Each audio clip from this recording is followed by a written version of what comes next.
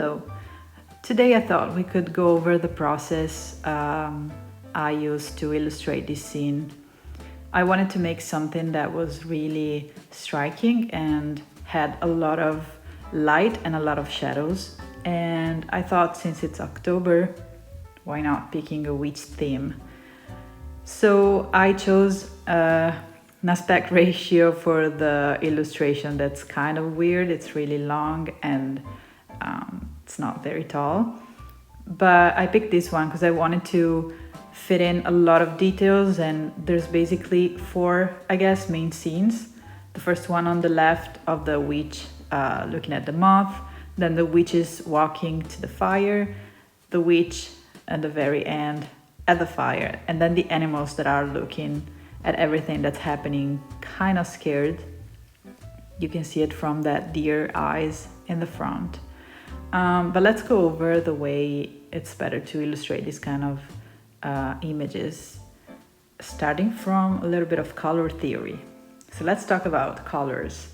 We have primary colors, which are yellow, blue, and red. I guess everybody knows that.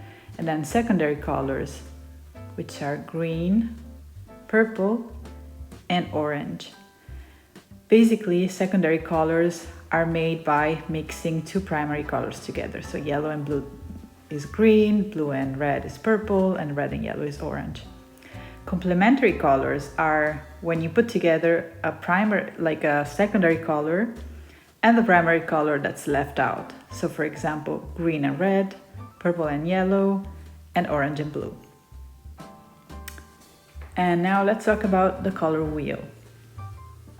High school is vocational in Italy, and I went to an art school, and the teacher told us to make a color wheel and keep it in our bedroom at all time. So basically you make a circle and then you put on the opposite sides the complementary colors, and then in between you put in between shades that can be used as complementary colors the same way as the main ones.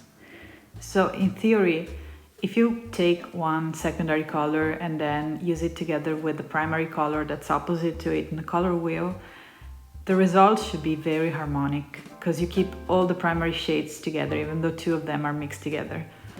But the truth is that if you put together two complementary colors that are very saturated and like straight up one against the other, the result is not very pleasing.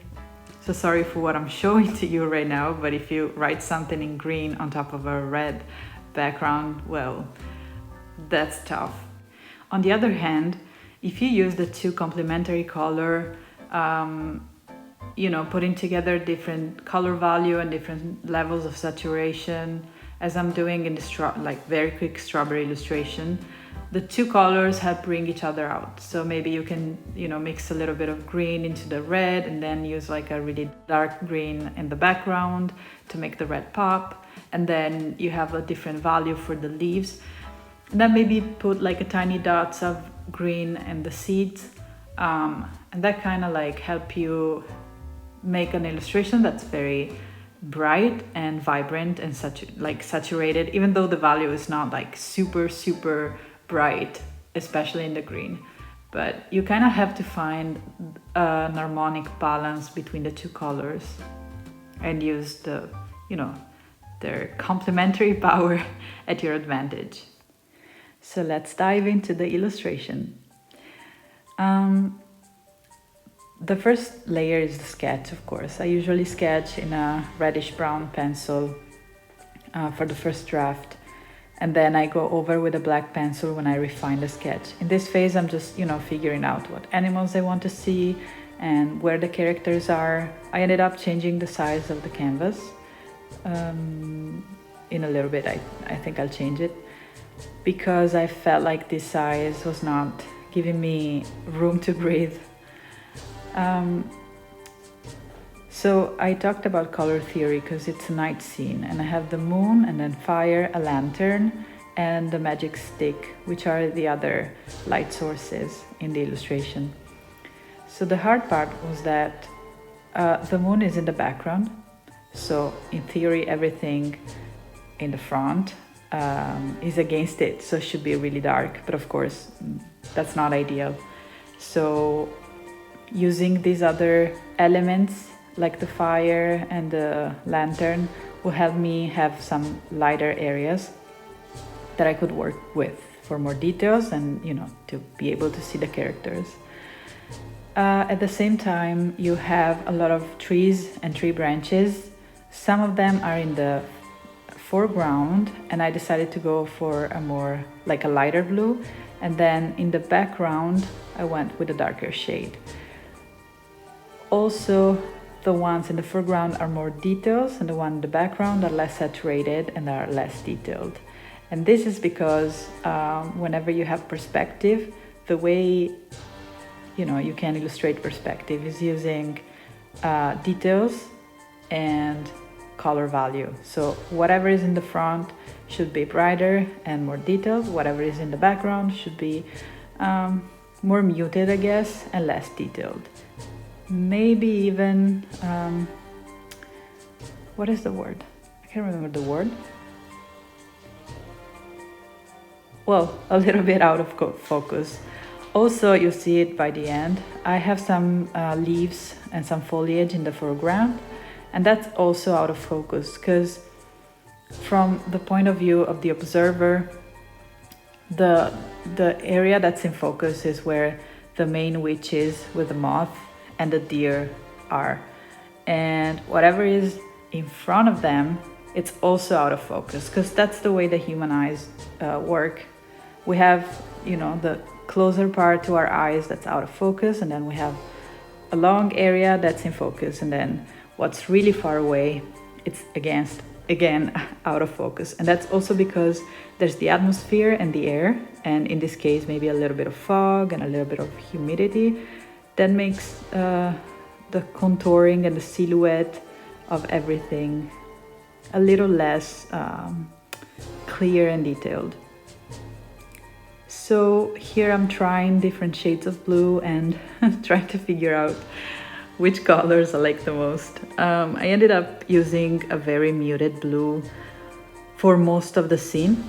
Again, as we talked about before, I have the orange in the hair and then in the fire and everything. That's very bright. So the blue should not be like super bright electric blue, because that will be like not that pleasant. It's like that green word on top of a red background. Instead, I picked a muted blue because I feel like the night is dark, so I avoided using black except for the witches' clothing because, of course, they need black clothes, come on. And instead I used blue for every kind of shading. So in the foreground I used like a more saturated blue for the shading, and as you move far away from the foreground, even the shading becomes more muted and less bright. And I wanted, so the first witch has orange hair that again is complementary to blue, so it pops. And then you have two witches in the center. One has greenish hair and the other one has white hair. Those two are now complementary colors to blue, of course, but I didn't really care because they're very visible, and so I didn't want to make all witches with orange hair. That would be weird. So, because we all know that witches have different hair colors, come on. So I didn't care for these two to have a very strong contrast with the background because they're really visible. But I did want the first witch to have orange hair because that's where the eye should start looking at the image. So you start from the left because we read from left to right. So you start on the left, you see what's happening there. This witch is distracted by the moth, and the moth is attracted by the light. And then there's the crow and her quirky scarf, maybe it's gold, and then there's the owl and some eerie eyes. And there's also a witch, but you see it a little bit later. There's also a witch flying on a broom in the background, but she's behind the trees. And then your eyes move up and they follow the witch with the green hair and the lantern and the one with white hair. At that point, you'll be attracted from the deers because they have like a really high contrast between their face and their front part. That's, you know, looking at the scene. So there's light coming from the lantern and their back, which is going to be dark because, you know, it's on our side. And then from there you'll move to the squirrel that you see from the background, from its back, because it's looking at the fire. And then from there you'll see the two witches in front of the fire. These two witches don't have details at all. They just have the basic shape, and then they have really light front and really dark back. And the main point of focus there is the fire, because it's the light source. And from this distance, you wouldn't be able to recognize any detail of those witches. And there's also another witch flying on a broom in the background. And yeah, I'll shut up for the rest of the drawing and you can see what I did and how I put the shadows on the ground. And thanks for watching. Bye.